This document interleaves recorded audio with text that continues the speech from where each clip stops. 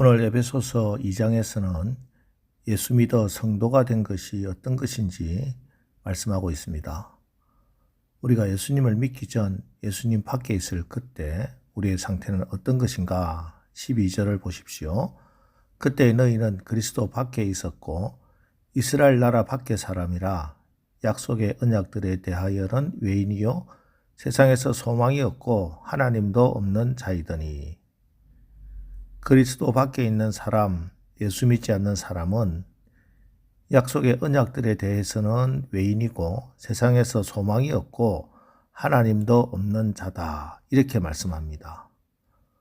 하나님께서 말씀하신 구원과 축복의 약속에서 제외된 자였습니다. 그러니 세상에서 무슨 소망이 있겠습니까?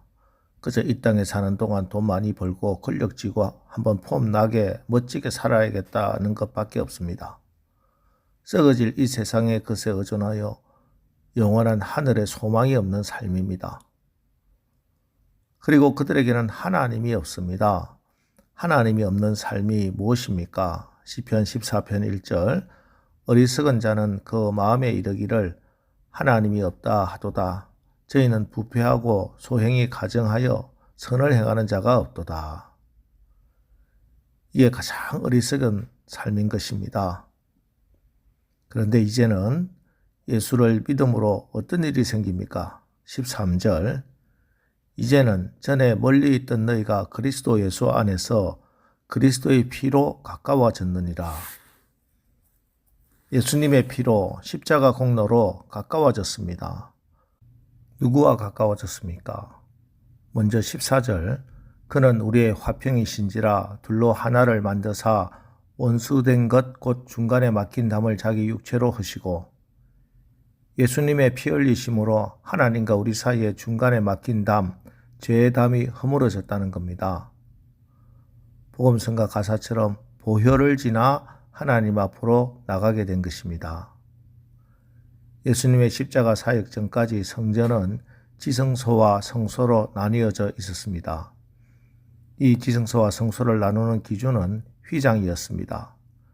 휘장이 가로막혀 있을 때는 대제사장 한 사람만이 1년에 한 번 대속죄일에 지성소에 들어가 온 백성의 죄를 사할 수밖에 없었습니다. 이것이 율법입니다. 그런데 예수께서 십자가에 달려 자신의 육체가 찢겨지시는 그날 그 휘장이 위에서부터 아래로 찢어집니다. 성소와 지성소의 구별이 무너졌습니다. 그때부터 예수 피를 가지고 누구나 지성소에 하나님께 나갈 수 있게 된 겁니다. 자, 그리고 또 누구와 가까워졌습니까? 예수 피로 우리가 서로 가까워졌습니다. 그게 교회입니다. 19절 그러므로 이제부터 너희는 외인도 아니요 나그네도 아니요 오직 성도들과 동일한 시민이요 하나님의 권속이라. 여러분, 우리는 예수 피로 이제 외인도 아니고 나그네도 아닙니다. 우리가 서로 주변을 살피고 약한 자들 세워주고 격려하고 서로 도와줘야 합니다. 러시아워 시간에 차들이 북적이는 한 사거리에서 한 초보 운전자가 시동을 끄트리고 말았습니다. 다시 시동을 켜보려고 했지만 당황을 해서 애를 먹고 있는데 뒤에 있던 택시가 신경질적으로 경적을 울립니다. 안 되겠다 싶은 초보 운전자가 차에서 내려 뒤에 있는 택시를 향해 가서 그 기사에게 이렇게 말합니다. 제 차가 시동이 꺼졌는데 다시 켤 수가 없습니다. 저보다 경험이 많은 기사님이시니 좀 도와주십시오. 당신이 시동을 켜는 동안에 경적은 제가 대신 울리고 있겠습니다. 예, 경적만 울리고 신경질만 부린다고 내 차가 나갈 수 있는 게 아닙니다. 자기가 할 수 있는 일을 하면 또 먼저 도와주는 것, 그것이 내 차도 나갈 수 있는 방법입니다. 외인도 아니요 나그네도 아니라. 우리는 교회 손님이 아닙니다.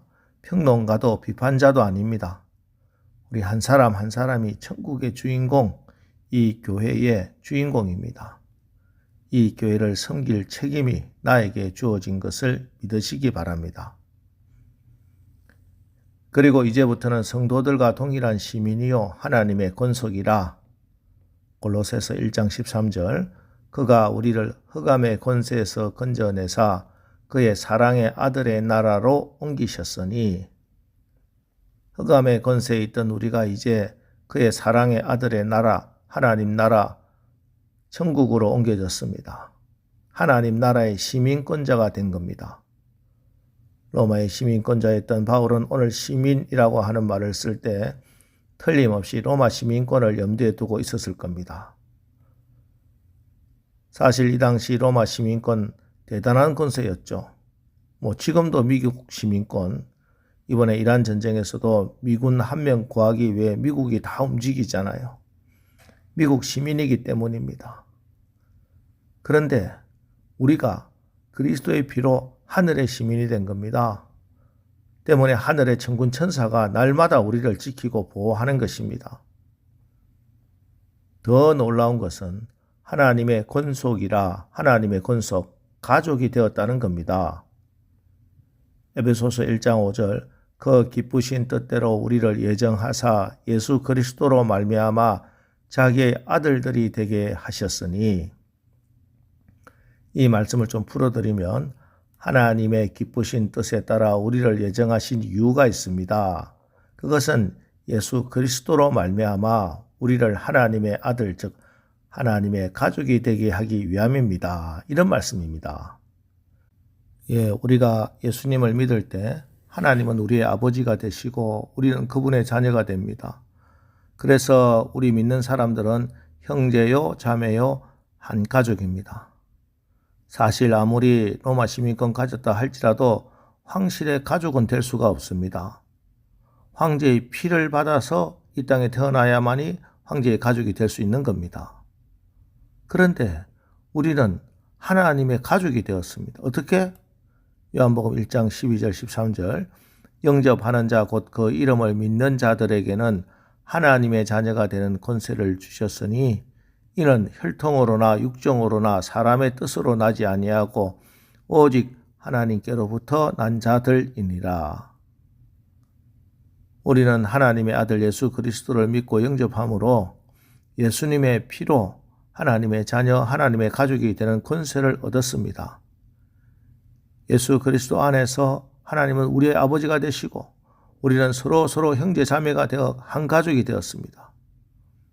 그러니 이제 내가 믿는 예수님은 십자가에서 흘린 피로 막힌 담을 허무신 분이고, 그래서 내가 예수 믿는 것은 벽을 쌓고 담을 만들지 않고 또 막혀있는 그 담을 허물고 화평케 하는 직분을 받은 것이다 하는 사실을 기억하시고, 오늘 여러분이 가는 곳곳마다 막혀있던 담들이 다 허물어지고 평화가 임해서 하나님으로부터 너는 내 아들이다, 너는 내 참으로 내 딸이다 칭찬받고 사시기를 주님의 이름으로 축원합니다. 오늘 주신 말씀, 예수님은 피 흘리셨다. 예수님은 우리의 화평이 되셨다. 예수님은 우리의 평안이 되신다. 예수님은 친히 모퉁이 돌이 되셨다. 이 예수님을 꼭 기억하시고 이 주님과 함께 여러분 가운데 평화가 임하고 또 여러분이 평화를 만들어가는 하나님의 가족들로 살아가시기를 주님의 이름으로 축원합니다. 기도하겠습니다.